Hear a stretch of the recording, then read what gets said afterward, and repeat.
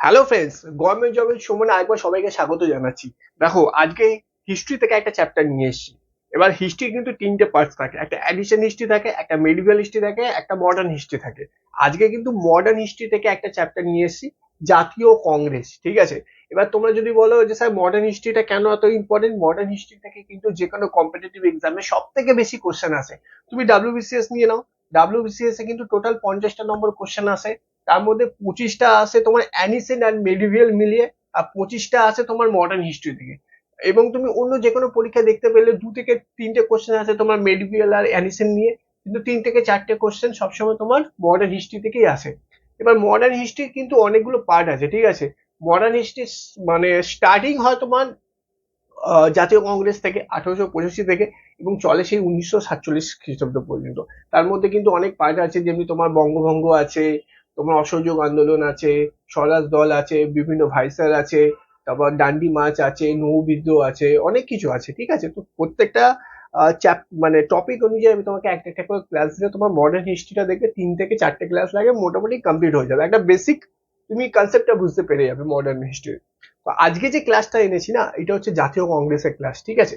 জাতীয় কংগ্রেস থেকে কিন্তু দেখো অনেক রকম কোশ্চেন আসে এবং ঘুরিয়ে ঘুরিয়ে কোশ্চেন দিয়ে দেয়। তাহলে কি হয়, পরীক্ষার হলে অনেক সময় কিন্তু পড়ে গেছো, কিন্তু অনেক সময় কিন্তু সেই সময় রিকগনাইজ করতে পারো না, মাইন্ডে আসে না। ঠিক আছে।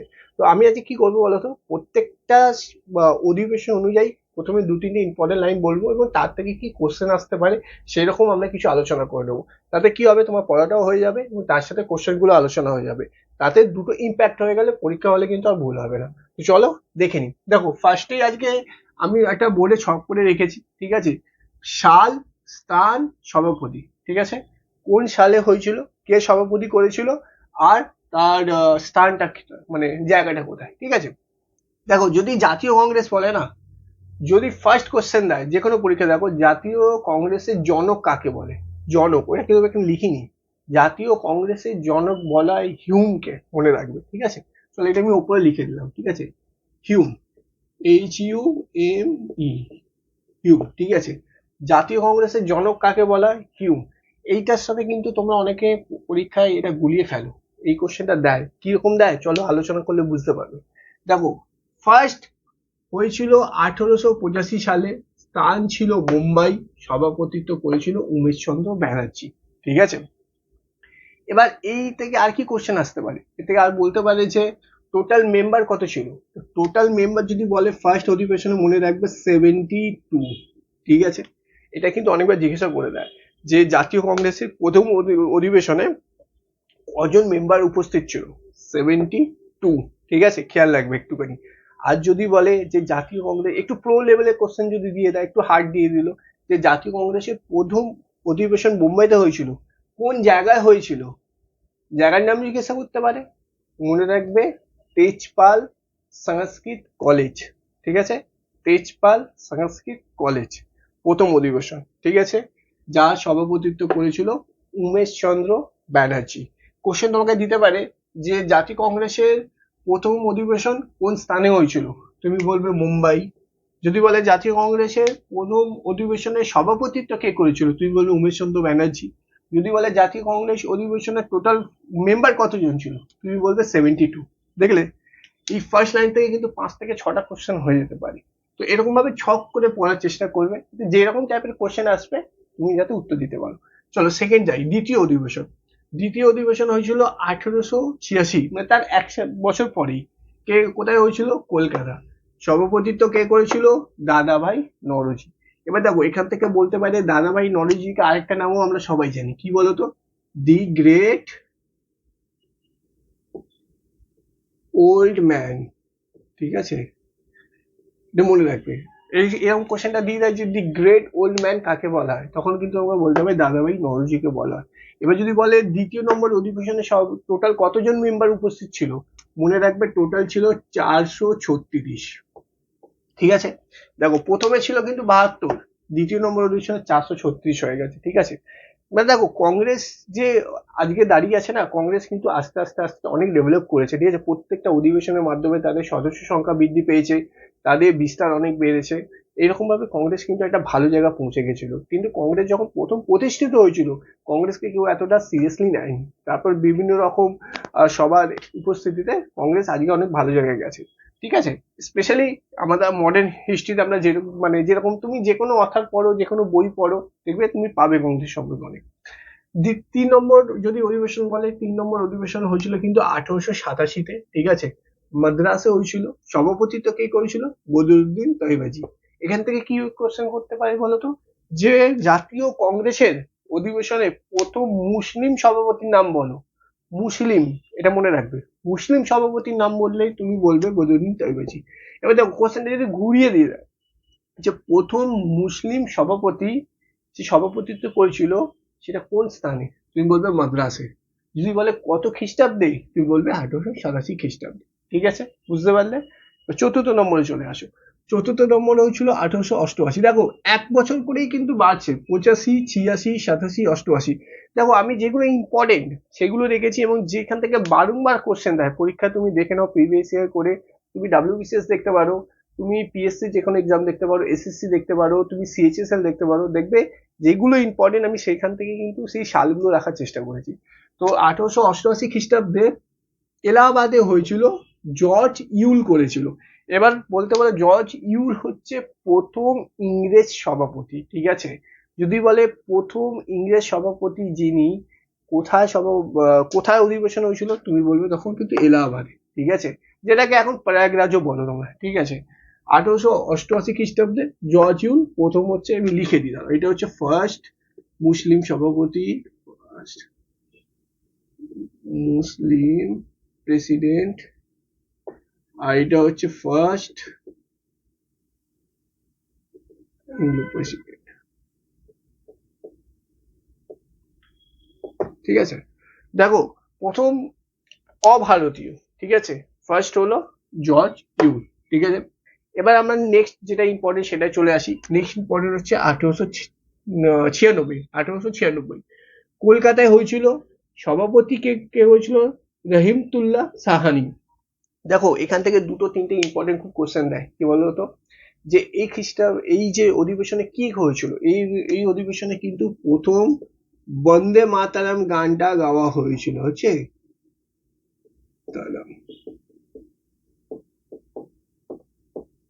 ফার্স্ট। বন্দে মাতারাম কে লিখেছে? সবাই জানো, বঙ্কিমচন্দ্র চ্যাটার্জি। কোন উপন্যাস থেকে লেখা হয়েছে এটা মনে রাখবে, আনন্দ মঠ নামটা মনে রাখবে। ঠিক আছে, আর এই গানটা প্রথম কে গেয়েছিল জানো? কেউ গেস করো। ফার্স্ট গানটা গেয়েছিল রবীন্দ্রনাথ ট্যাগর আমাদের। ঠিক আছে, তো 1896 হচ্ছে এই জন্য ইম্পর্টেন্ট, যে সেখানে ফার্স্ট বন্দে মাতরম গানটা গাওয়া হয়েছিল। ঠিক আছে, নেক্সট দেখো, নেক্সট হচ্ছে 1907 Surat. Very very important, very very important, আরেকবার বলছি। ঠিক আছে, ভি লিখে দিলাম, very very important. Rashbehari Ghosh 1907 খ্রিস্টাব্দে কংগ্রেসের, তোমরা সবাই জানো যে নরমপন্থী আর চরমপন্থী দল ছিল, সেটা কিন্তু বিভক্ত হয়ে গেছিল। লিখে দিচ্ছি দাঁড়াও, নরমপন্থী ও চরমপন্থী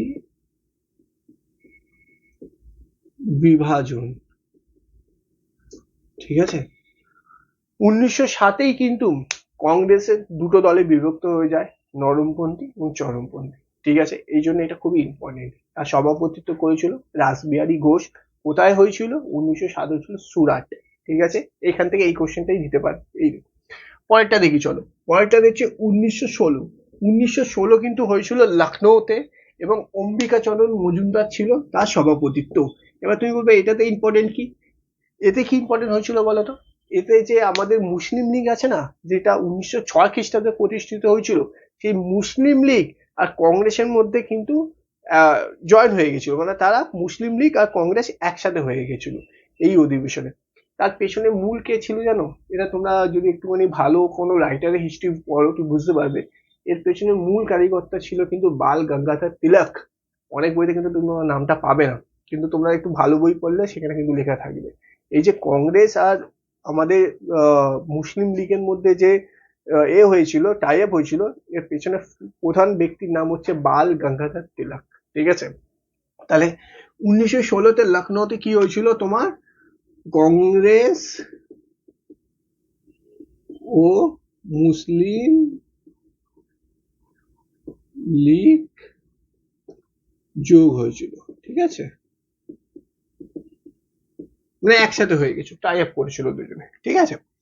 এবার আসবে 1917, কলকাতা, কে করেছিল? Annie Besant. কি জন্য ইম্পর্টেন্ট? প্রথম প্রথম ভালো করে শুনবে কথাটা আমার, প্রথম মহিলা সভাপতি, কিন্তু ভারতীয় নয়, এখানটা ভালো করে বুঝবে। অ্যানি বেসান্ত হচ্ছে প্রথম মহিলা সভাপতি, কিন্তু ইনি ভারতীয় নন। তাহলে যদি বলে কোশ্চেনে প্রথম মহিলা সভাপতির নাম কি, তোমরা বলবে অ্যানি বেসান্ত, ঠিক আছে। কিন্তু কোশ্চেনে যদি দিয়ে দেয় যে প্রথম ভারতীয় মহিলার নাম কি, তখন কিন্তু হয়ে যাবে সরোজিনী নাইডু, ঠিক আছে, সেটা আমরা পরে আসছি। যদি বলে প্রথম মহিলা সভাপতির নাম কি, তোমরা বলবে অ্যানি বেসান্ত। ওকে, ফার্স্ট লেডি প্রেসিডেন্ট, ঠিক আছে। নেক্সট দেখো, নেক্সট হচ্ছে 1922। 1922 হচ্ছে গয়া হয়েছিল, তার সভাপতিত্ব কে করেছিল? দেশবন্ধু চিত্তরঞ্জন দাস।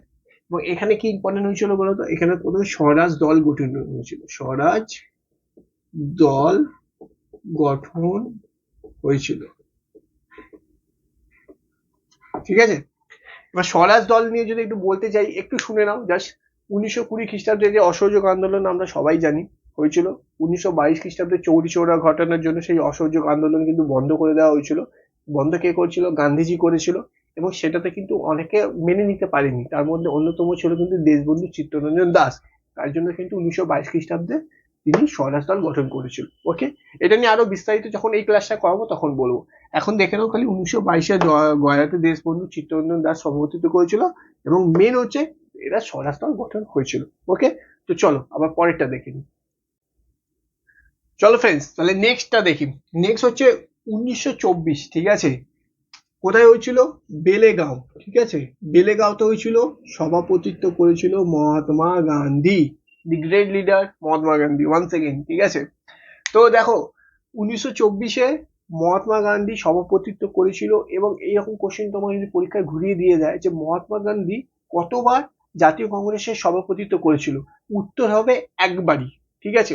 একবারই সভাপতিত্ব করেছিল 1924 খ্রিস্টাব্দে, যেটা বেলেগাঁওতে হয়েছিল, ঠিক আছে। আমি এখানে লিখে দিলাম ব্র্যাকেটে একবার, এটা কেউ কিন্তু ভুল করবে না। মহাত্মা গান্ধী কিন্তু এরপর আর কোনো সভাপতিত্ব করেনি জাতীয় কংগ্রেসের অধিবেশনে, ঠিক আছে। একবারই করেছিল, বেলেগাঁওতে করেছিল 1924 খ্রিস্টাব্দে।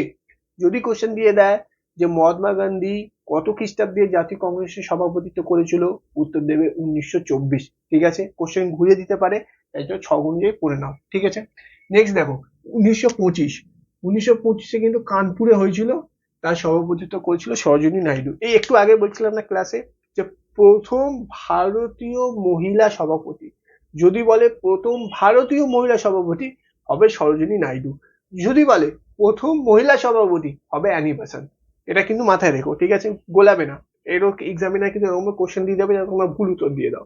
তাহলে মনে রাখবে, যদি বলে যে প্রথম ভারতীয় মহিলা সভাপতি, তখন হবে তোমার সরোজিনী নাইডু, ভারতীয় মহিলা সভাপতি, ঠিক আছে। আর অ্যানি বেসান্ত ছিল প্রথম মহিলা সভাপতি, ভারতীয় ছিলেন না, ঠিক আছে। চল নেক্সট। নেক্সট হচ্ছে 1938 খ্রিস্টাব্দে হয়েছিল, হরিপুরায় হয়েছিল, সুভাষচন্দ্র বোস তার সভাপতিত্ব করেছিল। দেখো 1938টা খালি নামটা মনে রেখো, হরিপুরাতে সুভাষচন্দ্র ফার্স্ট টাইম করেছিল, ঠিক আছে। এরপরে আসে 1939। এখানে চলো 1939। 1939-এ কি হয়েছিল? ত্রিপুরাতে হয়েছিল এবং সুভাষচন্দ্র বোস এর সভাপতিত্ব করেছিল। কিন্তু ফ্রেন্ডস, এখানে একটা ঘটনা বলি, শুনে নাও। 1939 খ্রিস্টাব্দে যখন সুভাষচন্দ্র বোস সভাপতিত্ব করতে চায়, তার একজন বিরোধিতা করেছিল। কে বিরোধিতা করেছিল জানো? মহাত্মা গান্ধী। তা সে চেয়েছিল সুভাষচন্দ্র বোস যাতে 1939 খ্রিস্টাব্দে সভাপতিত্ব না করতে পারে। তাই জন্য সে নিজের পছন্দের একটা ক্যান্ডিডেটকে সুভাষচন্দ্র বোসের আগেনস্টে দাঁড় করিয়েছিল। তারপর সেটা কিন্তু ভোটাভুটি হয়েছিল, তাতেও কিন্তু সুভাষচন্দ্র বোস কিন্তু জিতে গেছিল, ঠিক আছে। সুভাষচন্দ্র বোস কিন্তু জিতে গেছিল, মহাত্মা গান্ধীর ক্যান্ডিডেট কিন্তু হেরে গেছিল। মহাত্মা গান্ধী কিন্তু একটা কথা বলেছিল যে আমাকে যে মানে যে সুভাষচন্দ্র বোসকে ভোট দেবে, সে মহাত্মা গান্ধীর বিরুদ্ধে ভোট দিচ্ছে সবসময়, ঠিক আছে। তো তাতেও কিন্তু সুভাষচন্দ্র বোস মানে লিড নিয়ে জিতেছিল। এবার মহাত্মা গান্ধীর যে প্রার্থীটা দিয়েছিল তার নাম ছিল পট্টাভি সীতারামাইয়া, মনে রাখবেন নামটা, পট্টাভি সীতারামাইয়া, ঠিক আছে। সে কিন্তু হেরে গেছিল লাস্ট পর্যন্ত, কিন্তু সুভাষচন্দ্র বোস 1939 খ্রিস্টাব্দে ত্রিপুরীতে সভাপতিত্ব করেছিল, কিন্তু এরপরে সে তার এই জিনিসটা ভালো লাগেনি, সে কংগ্রেস ত্যাগ করে চলে যায় এবং ফরওয়ার্ড ব্লক গঠন করে, সেটা আলাদা অন্য একটা ক্লাসে বোঝাবো, ঠিক আছে। তো এইটা হচ্ছে পুরো জাতীয় কংগ্রেসের পুরো ছক নিয়ে বোঝালাম, কোন সালে কি ইম্পর্টেন্ট জিনিস হয়েছিল, কে সভাপতিত্ব করেছিল, কোন স্থানে হয়েছিল, একটু মনে রাখার চেষ্টা করো। আর দু একটা লাইন বলে নি, এই কোশ্চেনটা খুব দেয় যে যে 1940 থেকে 1946 পর্যন্ত মৌলানা আব্দুল কালাম আজাদ, আব্দুল কালাম আজাদ, ঠিক আছে, টানা 6 বছর কিন্তু সভাপতিত্ব করেছিল। এবং এই কোশ্চেনটা পরীক্ষায় তোমরা বারংবার পেয়ে যেতে পারো, যে সব থেকে বেশি সভাপতিত্ব করেছিল কংগ্রেসে, তার নাম কি? মৌলানা আব্দুল কালাম আজাদ, মনে রাখবে, ঠিক আছে। টানা 6 বছর কিন্তু সে সভাপতিত্ব করেছিল 1940 টু 1946 খ্রিস্টাব্দে। আর একটা কোশ্চেন বলে রাখি, সুরেন্দ্রনাথ ব্যানার্জি থেকেও কিন্তু কোশ্চেনটা দিয়ে দেয় অনেক সময়, যে সুরেন্দ্রনাথ ব্যানার্জি জাতীয় কংগ্রেসের সভাপতিত্ব কত খ্রিস্টাব্দে করেছিল এবং কোথায় হয়েছিল সেটা। এটা মনে রাখবে, সুরেন্দ্রনাথ ব্যানার্জি 1895 খ্রিস্টাব্দে সভাপতিত্ব করেছিল পুনেতে, যেটা হয়েছিল পুনে, এস এন ব্যানার্জি, ঠিক আছে।